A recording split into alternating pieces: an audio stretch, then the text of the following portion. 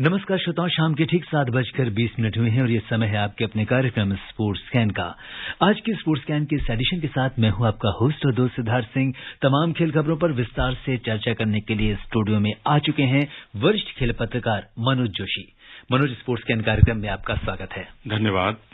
सबसे पहले नजर अब तक की स्पोर्ट्स हेडलाइंस पर। भारत और न्यूजीलैंड के बीच 3 T20 क्रिकेट मैचों की श्रृंखला का आखिरी मैच कोलकाता के ईडन गार्डन्स में खेला जा रहा है। भारत ने टॉस जीतकर पहले बल्लेबाजी करने का फैसला किया। तमिलनाडु और कर्नाटक के बीच सैयद मुश्ताक अली क्रिकेट ट्रॉफी का फाइनल मुकाबला कल खेला जाएगा। डॉक्टर करडी सिंह शूटिंग रेंज में राष्ट्रीय चैंपियनशिप जूनियर की 25 मीटर पिस्टल प्रतियोगिता में विजयवीर ने स्वर्ण और उदयवीर सिंधु ने रजत पदक जीता। फुटबॉल में फिट मास्टर्स गेम्स का खिताब डीपी मास्टर्स ने अपने नाम किया। इंडियन सुपर लीग फुटबॉल में अब से कुछ ही देर में ईस्ट बंगाल का सामना जमशेदपुर से और इटली में एटीपी फाइनल्स में जर्मनी के एलेक्जेंडर ज़वेरेव और डेनिल मेदवेदेव के बीच खिताबी मुकाबला आज रात होगा।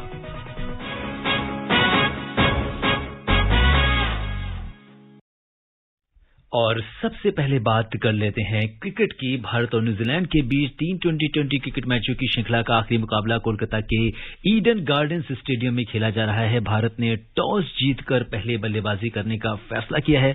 कप्तान रोहित शर्मा ने टॉस जीतने के बाद कहा कि वो इस पिच पर खुद को चुनौती देना चाहते हैं कि पहले बल्लेबाजी करके भी उस वाली पिच पर मैच जीता जा सकता है। इस मैच के लिए भारतीय टीम में केएल राहुल और आर अश्विन को आराम दिया गया है। उनकी जगह ईशान किशन और युजवेंद्र चहल को टीम में लाया गया है। न्यूजीलैंड की टीम में जो एकमात्र बदलाव है वो टीम सऊदी का है। उनकी जगह पर लॉकी फर्ग्यूसन को टीम में लाया गया है। यहां पर एक खास बात और भी है कि भारत ने T20 में अपने घरेलू मैदान में 20 बार टॉस जीता है, लेकिन ये सिर्फ तीसरी बार है जब टीम ने पहले बल्लेबाजी करने का फैसला किया है। और मनोज, आप इस पूरी सीरीज पर बहुत करीब से नजर बनाए हुए हैं, क्या कुछ कहेंगे? ये जो फैसला है पहले बल्लेबाजी करने का, और जैसा कि मैंने आपको एक स्टैटिस्टिक्स भी शेयर किया कि 20 बार टॉस जीता है, 3 ही बार हमने पहले बल्लेबाजी करने का फैसला किया है, तो आज कप्तान ये भी आजमाना चाहते हैं। जी हाँ, बिल्कुल। और अब अगर देखा जाए तो T20 वर्ल्ड कप हो या उसके बाद की T20 सीरीज हो, कुल मिलाकर आज परिदृश्य पूरा ये बन गया है कि आप टॉस जीतो मैच जीतो, पहले टॉस जीतो फील्डिंग करो। और यहां पर क्योंकि भारत सीरीज जीत चुका है, इसलिए कोई मनोवैज्ञानिक दबाव भारतीय टीम पर नहीं है। तो ऐसी स्थिति में बेहतर यही है कि अपने आप यंगस्टर्स को आजमाएं। आपने ईशान किशन को आजमाया, काबिल तारीफ बात है। युजवेंद्र चहल की वापसी हुई है, ये भी बहुत अच्छी बात है, क्योंकि अब अश्विन को प्रूव करने की जरूरत नहीं है, उन्होंने बहुत कुछ साबित कर दिया वापसी के बाद। और केएल राहुल को भी कोई प्रूव करने की जरूरत नहीं है। तो टीम में जो बदलाव किए गए और जो टॉस जीतकर पहले बल्लेबाजी करने का फैसला है रोहित शर्मा का, वो वास्तव में स्वागत योग्य है। जी बिल्कुल, जैसा कि आपने बताया। और इस बीच अपने सुनने वालों को बता दें कि 4 ओवर और 1 गेंद का खेल हो चुका है। 39 रन भारत ने बना लिए हैं और ईशान किशन जो है 15 रन बनाए हैं उन्होंने, जबकि रोहित शर्मा ने 23 रन बनाए हैं। और काफी अगर हम देखें तो जो करंट रन रेट है 9.36 का है और तेजी से जो है भारतीय टीम रन बना रही है। जी हाँ, बिल्कुल। इसके लिए पूरा श्रेय दिया जाना चाहिए रोहित शर्मा को, जिन्होंने ट्रेंट बोल्ट को तो बिल्कुल बख्शा ही नहीं है, क्योंकि जब वो आउट होते हैं ना उनके सामने, तो उसके बाद वो ये सोच के आते हैं कि अगली सीरीज में इसको नहीं छोड़ूंगा मैं। तो यही कुछ आप देखिए बोल्ट पर, जिस तरह से पहला जो ओवर था पारी का, उसमें एज लगा, दूसरा शॉट पर हालांकि चौका जरूर उनको मिला, पॉइंट बाउंड्री गई, उतने कॉन्फिडेंट शॉट नहीं दिख रहे थे, लेकिन उसके बाद उन्होंने उससे बोल्ट के अगले ओवर में एक पुल से छक्का लगाया।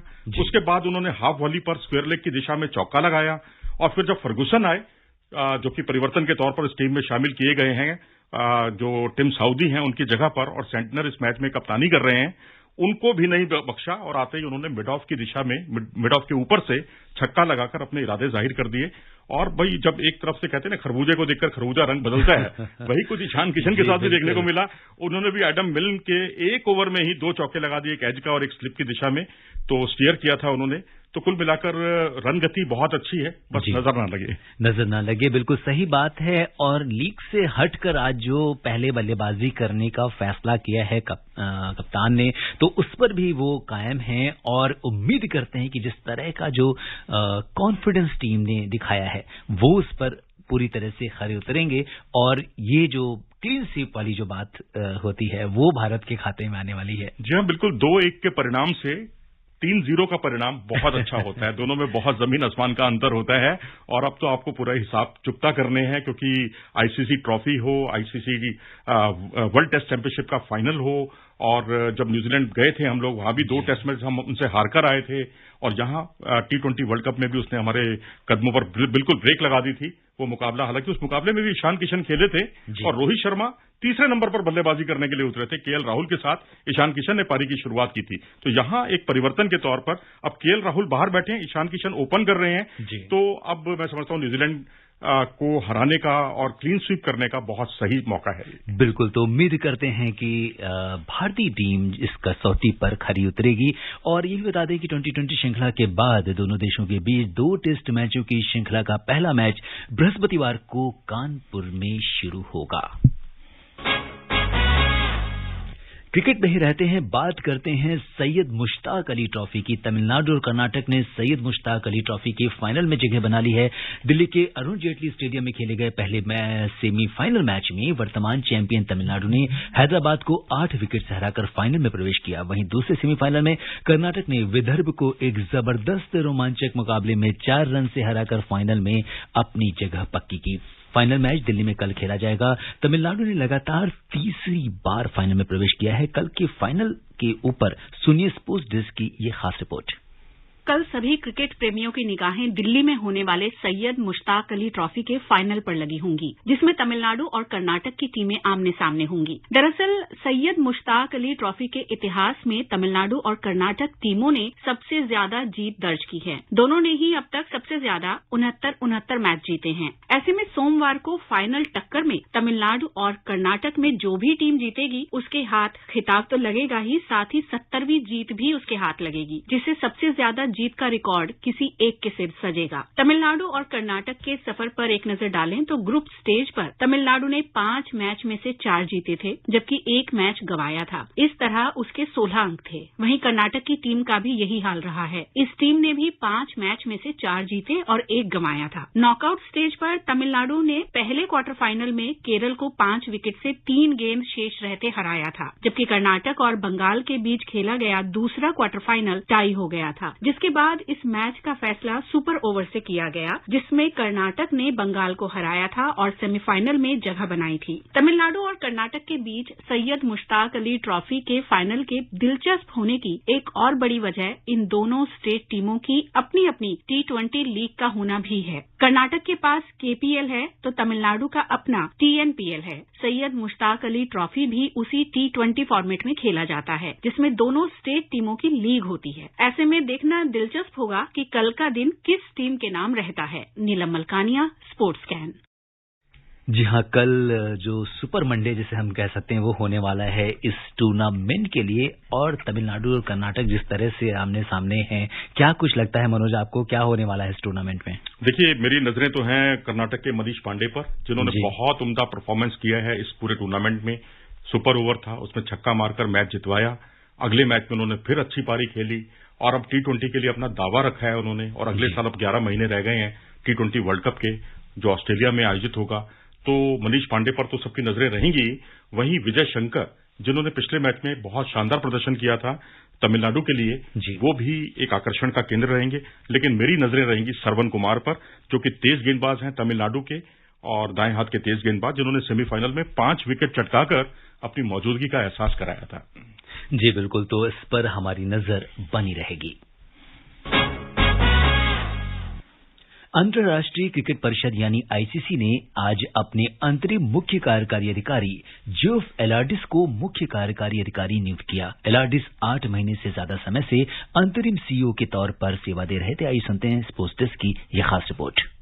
1991 से 1994 तक ऑस्ट्रेलियाई घरेलू क्रिकेट में 14 मैचों में विक्टोरिया का प्रतिनिधित्व करने वाले पूर्व क्रिकेटर एलार्डिस ने ICC के अंतरिम मुख्य कार्यकारी अधिकारी बनने पर मनु साहनी की जगह ली थी, जिन्हें 4 महीने तक निलंबित रखने के बाद तत्काल प्रभाव से जुलाई में पद से मुक्त कर दिया गया था। ICC CEO होने से पहले एलार्डिस ने 8 साल तक ICC के महाप्रबंधक के रूप में भी काम किया। इससे पहले क्रिकेट ऑस्ट्रेलिया में भी उन्होंने महत्वपूर्ण महत्वपूर्ण भूमिका निभाई थी। एलार्डिस ने एक बयान में कहा, आईसीसी के सीईओ के रूप में नियुक्त होना एक बड़ा सौभाग्य है और मैं खेल का नेतृत्व करने के अवसर के लिए ग्रेग और आईसीसी बोर्ड को धन्यवाद देना चाहता हूं, क्योंकि हम एक रोमांचक सफर में प्रवेश कर रहे हैं। मेरा ध्यान हमारे खेल के लिए सही काम करने और दीर्घकालिक सफलता और स्थिरता प्रदान करने के लिए सदस्यों के साथ मिलकर काम करने पर होगा। इस बीच आईसीसी अध्यक्ष ग्रेग बार्कले ने कहा कि मुझे खुशी है कि जोब स्थायी तौर पर आईसीसी सीईओ की भूमिका निभाने के लिए सहमत हो गए हैं। उन्होंने आईसीसी T20 विश्व कप 2021 की सफल डिलीवरी के दौरान बेहद चुनौतीपूर्ण अवधि का नेतृत्व किया। वो अगले दशक के लिए खेल को नया आयाम देने के लिए हमारे सदस्यों के साथ मिलकर काम करने के लिए सही व्यक्ति हैं। उम्मीद है कि एलार्डिस अंतर्राष्ट्रीय क्रिकेट को एक नई दिशा देंगे। नीलम मलकानिया, स्पोर्ट्स कैन।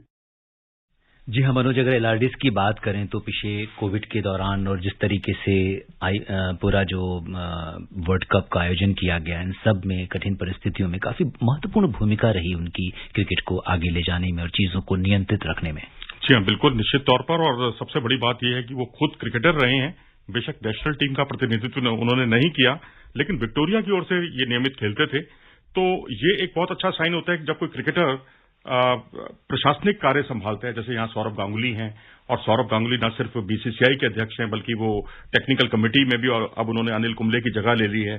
तो एलार्डिस के आने से मैं समझता हूं, जैसे आपने कोविड के दिनों का इनको प्रयत्नशील बताया था, निश्चित तौर पर मैं कहूंगा आगे आने वाला समय जो है बहुत चुनौतियों से भरा हुआ है। और अगर कोई पुराना खिलाड़ी इस पद पर सुशोभित होता है तो ये वास्तव में काबिल तारीफ है, स्वागत योग्य है। और अब बात कर लेते हैं फुटबॉल की। फुटबॉल के 5 दिवसीय फिट मास्टर्स गेम्स का फाइनल गुडविल ओल्ड स्टार एवं डीपी मास्टर्स यानी दिल्ली पुलिस के बीच दिल्ली के अंबेडकर स्टेडियम में खेला गया, जिसमें डीपी मास्टर्स ने 1-0 से जीत हासिल की और खिताब अपने नाम किया। इससे पहले तीसरे स्थान के लिए खेले गए मैच में सीआर पार्क ने मंथन क्लब को 2-1 से हराया। फिट मास्टर्स के संयुक्त सचिव विनोद वर्मा ने बताया कि इस प्रतियोगिता के समापन समारोह में अर्जुन पुरस्कार विजेता और पूर्व marathon Asian champion doctor Sunita Godara, Don Bosco school Alaknanda के फादर हेमलेट कुजूर, डीएसए अध्यक्ष शाहजी प्रभाकर और डीएसए वरिष्ठ उपाध्यक्ष हेमचंद, महासचिव मास्टर्स गेम एसोसिएशन संध्या राणा ने विजेताओं को पुरस्कार वितरित किए। पुरस्कार वितरण समारोह की अध्यक्षता सचिव fit masters game association Shivratan Dahiya ने की। फिट मास्टर्स गेम्स में 40 साल से अधिक उम्र के खिलाड़ी हिस्सा लेते हैं और आज समाप्त हुई इस टूर्नामेंट की शुरुआत 17 नवंबर से हुई थी।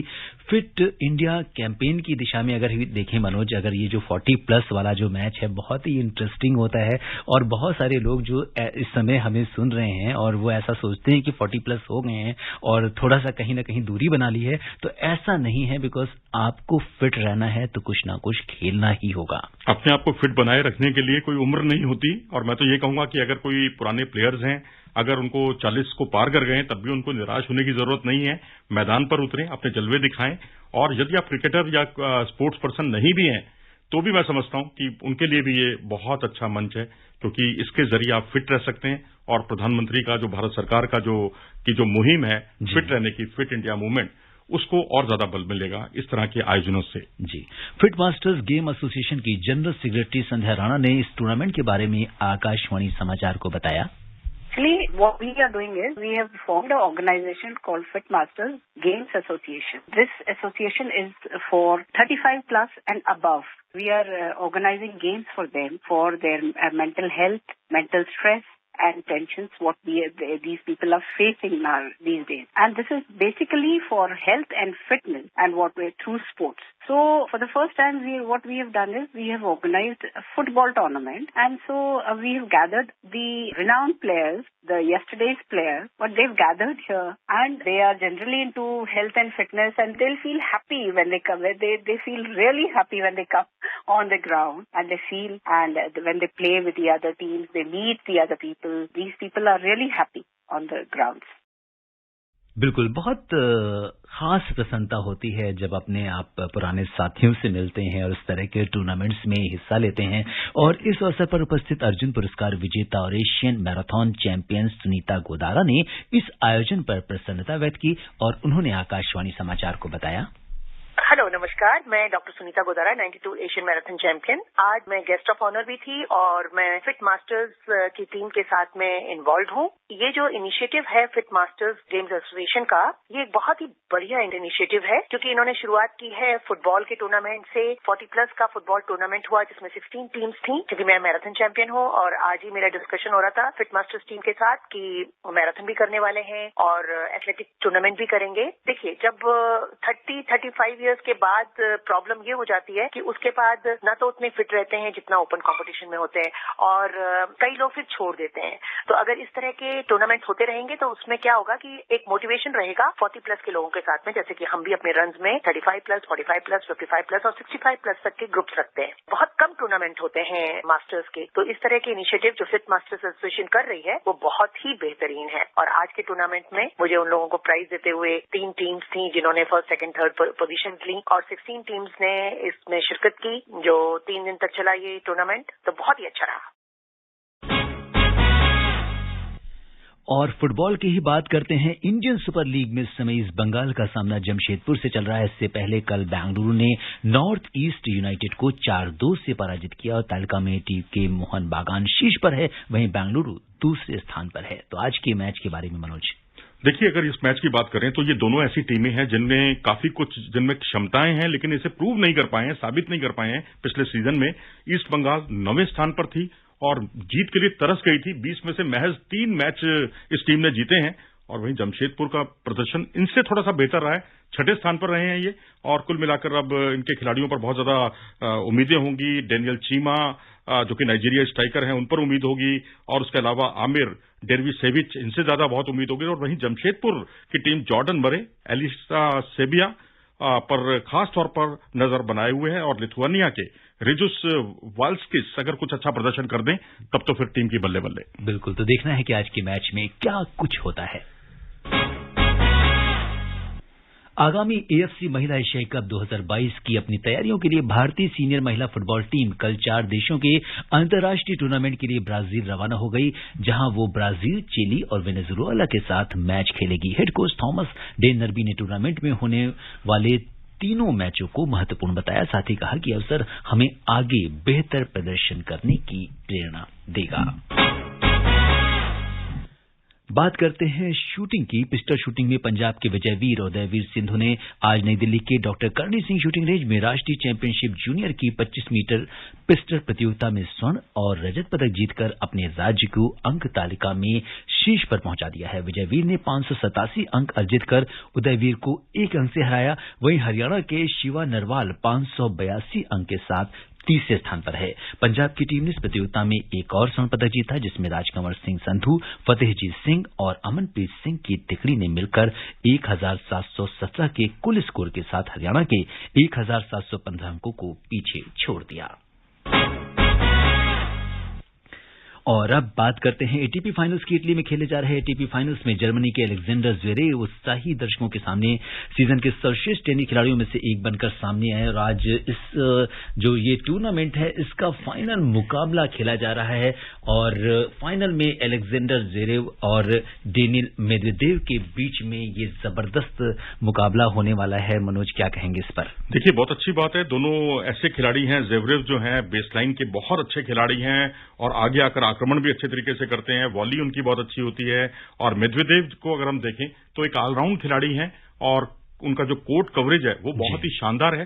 तो यही देखना बहुत दिलचस्प हुआ कौन किसको छकाता है।